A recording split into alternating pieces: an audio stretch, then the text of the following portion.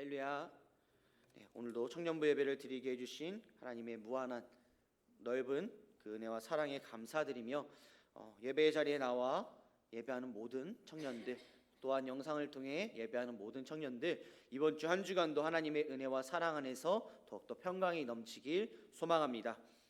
우리 옆에 분들과 함께 인사하도록 하겠습니다. 샬롬, 주의 이름으로 사랑합니다. 네, 한 번 더 하시겠습니다. 손아타시면서 샬롬, 주의 이름으로 사랑합니다. 네, 오늘은요 낮아짐과 비움의 은혜라는 제목으로 말씀을 전하려고 합니다. 우리 청년들은 예배에 나올 때 어떠한 마음 가운데 이 자리에 나오셨나요? 어떠한 마음 가운데 나오셨나요? 자야 되는데, 집에 가서 쉬어야 되는데, 오늘 뭔가 비도 오고 나서 꿀꿀한데, 이러한 마음 가운데 나오셨나요? 아니면 오늘 말씀 듣고 이번 주 한 주간 말씀 붙잡고 살아가야지 라며 그러한 마음 가운데 나오셨나요? 네, 다들 나중에 그 마음일 줄 믿습니다. 네, 우리가 오늘 말씀에서 5절 말씀에서 말씀하고 있습니다. 이 마음을 품으라 곧 그리스도 예수의 마음이니. 우리가 하루하루를 살아감에 있어서, 한 주를 살아감에 있어서 예수 그리스도의 마음을 품은 그러한 한 주가 되어야 합니다. 어떠한 마음을 품고 살아가느냐에 따라서 우리의 인생은, 우리의 삶은 달라지게 되어 있습니다. 어떠한 마음 가운데 우리가 살아가야 할까요? 빌립보서 2장 5절 이 전반적인 내용은요 겸손의 마음을 이야기하고 있습니다. 또한 오늘 6절 말씀에 보면요, 다 같이 한번 읽어보도록 하겠습니다. 시작. 그는 근본 하나님의 본체시나 하나님과 동등됨을 취할 것으로 여기지 아니하시고. 아멘. 그리스도의 본질을 분명하게 오늘 말씀하고 있습니다. 그리스도는 무엇일까요? 그리스도는 본질은 무엇일까요? 바로 그리스도는 하나님의 본체이시다라고 말씀하고 있습니다. 하나님의 본체라는 말은요, 그리스도께서 하나님의 본질적인 속성과 그러한 성품을 가지고 계시는, 그러한 속성과 성품을 지닌 분이라는 것을 의미합니다. 한마디로 그리스도 자신이 곧 하나님이라는 사실을 오늘 말씀에서 보게 됩니다. 이러한 예수님께서는 하나님과 동등됨, 하나님의 속성과 성품을 지닌 분이라는 것을 보여주시기 위해 성경에서 많은 이적과 역사들을 행하시고 계십니다. 먼저 생명을 살려내는 창조적인 그런 능력을 보여주셨습니다. 12살 된 회당장 딸을 죽음 가운데서 살려내셨습니다. 또한 죽은 지 나흘 된 나사로를 살려내셨고, 또한 나인성의 과부의 아들도 다시 살려내셨습니다. 죽은 자들이 이렇게 살려내시는 분은요 오직 하나님밖에 없습니다. 또한 죄를 사해 주시는 일을 행하셨습니다. 중풍병자의 죄를 사해 주신 것, 마태복음 9장의 말씀에 인간이 하나님 앞에서 범죄한 죄는요 오직 하나님밖에 사해 주실 수가 없습니다. 또한 예수님께서는 음식물과 또한 식물을 지배하시는 모습을 보이게 됩니다. 보리떡 5개와 물고기 2마리로 5,000명을 먹이시는 것과 같이, 또한 무화과 나무를 저주하시니 무화과 나무가 말라 죽는 그러한 일들 가운데, 또한 물고기가 있는 곳을 아시고 그곳에 그물에 걸리도록 하셨고, 풍랑을 잔잔하게 하셨고, 귀신을 쫓아내셨고, 병든 자들을 치유해 주셨습니다. 또한 소경의 눈을 뜨게 해주셨고, 죽은 지 3일 만에 부활하셨습니다.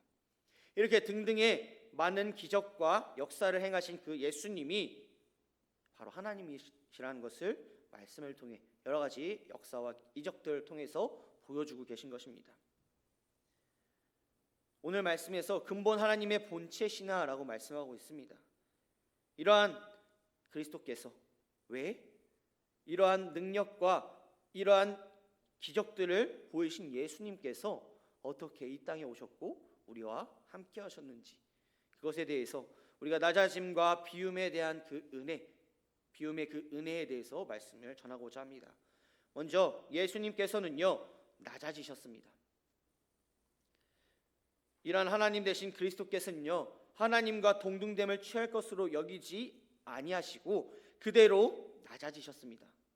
바로 창조주요 전능하신 그 하나님이신 그리스도께서 하나님으로서의 자존심과 영광을 다 내려놓으시고 피조물인 인간의 모습으로 낮아지사 하나님의 피조물이요 죄인된 우리 인간을 섬기는 그러한 삶을 사셨다라는 사실입니다. 또 마지막에는 우리를 위해 자신의 몸까지 내어주신 그러한 사실을 우리는 기억해야 합니다. 예수님께서는요 그렇게 낮아지셨습니다. 이러한 그리스도의 낮아지심은요 오늘 우리에게 겸손이란 어떤 것인가를 분명하게 가르쳐주고 있습니다.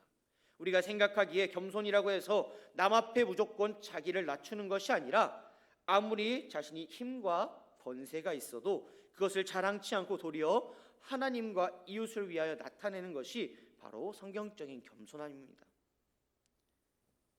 예수님께서는요 모든 권세를 다 버리시고 낮아지셨습니다. 높은 자리에 오실 수 있음에도 불구하고 다른 사람들에게 찬송을 받을 만한 그러한 자리에 오실 수 있음에도 불구하고 가장 낮은 자리에서 낮아짐을 통하여서 우리와 함께 하셨다라는 사실입니다. 또한 예수님께서는 어떻게 행하셨는가? 두 번째로 비우셨습니다. 예수 그리스도는 본래 하나님이셨으나 우리와 동일한 인간이 되셔서 이 땅에 오신 것입니다. 우리는 이를 흔히 그리스도의 성육신이라고 표현합니다. 초대교회 당시에는요 대표적인 그 이단이 있습니다. 바로 영지주의예요. 이 영지주의자들은요 예수님의 성육신을 부인하고 예수께서 인성을 가지지 않았다라는 그런 주장을 하며 성도들을 미혹하였습니다. 예수님의 비우심이라는 이 말은요 예수님께서 참 인간이 되심이라는 그런 말입니다. 예수님은요 육체를 가진 참 인간이었습니다. 동정녀 마리아에게서 성령을 통해 나셨다라는 그러한 사실입니다. 또한 다른 사람들과 같이 동일하게 육신으로 성장하셨습니다. 또한 예수님은 인간의 한계를 지닌 참 인간이었다라는 사실입니다.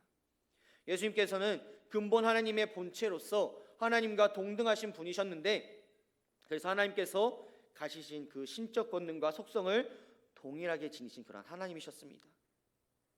그리고 동시에 인간이셨습니다. 요한복음 3장 6절 말씀에 보시면 피곤도 느끼셨으며 배고픔과 갈증과 또한 잠을 자기도 하시는 그런 모습 가운데 인간의 한계를 지닌 그러한 참 인간이셨던 것을 보이게 됩니다. 또한 슬퍼 눈물을 흘리기도 하시며 불의를 보고 근심하며 노하기도 하셨습니다. 육체적 고통과 죽음을 경험하기도 하시는 그러한 예수님 가운데 예수님이 비우셨다라는 것은 참 인간으로 이 땅에 오셨다라는 사실입니다. 그러니까 높은 존재가 아니라 신으로서 이 자리에 온 것이 아니라 우리와 같은 인간의 참 모습으로 오셨다라는 사실입니다. 이렇게 낮아지시고 비우신 것은요 우리를 존귀하게 하시기 위해서 이 땅에 오셨다라는 사실입니다. 낮아지고 비우신 것은요 우리를 존귀하게 하시기 위함임을 우리는 기억해야 합니다. 우리 사람에게 필연적으로 찾아오게 되는 그러한 죽음은요 죄의 결과입니다. 죄가 없다면 죽을 이유가 없어요. 인간은 본래 죄 없는 존재로 창조되어 죽지도 않고 영생할 수 있었습니다. 하지만 첫사람 그 아담의 번제로 말미암아서 모든 인간에게 죽음이 찾아오게 됩니다. 그러나 그리스도께서는 죄가 없으셨지만 본래 거룩하신 그 하나님이실 뿐만 아니라 비록 인간의 육신을 입으셨다 할지라도 성령을 통해 동정녀에게 나심으로 아담의 원죄에 오염되지 않고 또한 죄의 본성이 없으심으로 자범죄도 범치 않았기 때문입니다. 그렇게 예수님은 죽을 이유가 전혀 없으셨습니다. 그럼에도 불구하고 예수님은 인간의 모든 죄를 짊어지시고 인간을 대신해서 십자가에 죽으셨습니다. 죽음의 권세 아래로 자신을 낮추셨다라는 것입니다. 할 수 있음에도 그렇게 하지 않으셨다라는 것입니다. 제가 어떻게 보이시나요? 통통한가요? 뚱뚱한가요? 둘 다. 저는요 살을 뺄 수 있어요. 그런데 안 빼는 거예요. 못 빼는 게 아니라 안 빼는 거예요. 라고 말하면 우리 청년들 네, 잘 안 믿는데 예수님께서는요 이 땅에 높은 분으로 위대한 분으로 오실 수 있으셨습니다. 못하신 게 아니라 안 하신 거예요. 왜냐? 우리를 존귀하게 하시기 위해서. 예수님의 이 낮아지심과 비우심은요 우리를 위해서였다라는 사실입니다. 비천한 우리, 죽을 수밖에 없는 우리를 존귀하게 하기 위해서, 비천한 자리에서 우리를 이끌어내시기 위해서 낮아지시고 비우셨다라는 사실을 우리는 잊지 말아야 합니다. 우리 물에 빠진 사람이 있어요. 그 물에 빠진 사람을 구하기 위해서 어떻게 해야 되죠?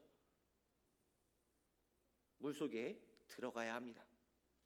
고린도후서 8장 9절 말씀 같이 함께 읽어보도록 하겠습니다. 시작. 우리가 주 예수 그리스도의 은혜를 너희가 알거니와 부요하신 이로써 너희를 위하여 가난하게 되심은 그로 그의 가난함으로 말미암아 너희를 부요하게 하려 하심이라. 아멘.